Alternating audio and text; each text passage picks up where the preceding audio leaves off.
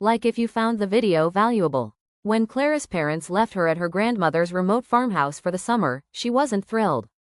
There was no Wi-Fi, no neighbors her age, and the house itself groaned like it had secrets.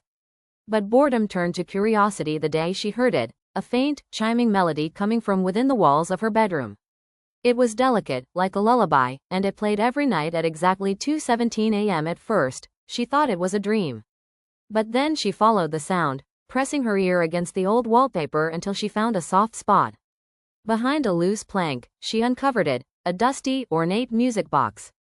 Intricate roses were carved into its surface, and when she opened it, the same melody floated out, though no mechanism seemed to move. She showed it to her grandmother the next morning.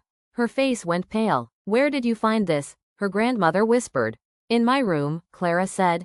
"Inside the wall." Her grandmother took a long breath. "That belonged to Eliza." "Who's Eliza?" But her grandmother didn't answer. That night, Clara placed the music box on her bedside table. She wanted to believe it was just a strange antique. But at 2:17 a.m., the melody started again, this time without the lid open. The air grew cold, and Clara could see her breath fog in the moonlight.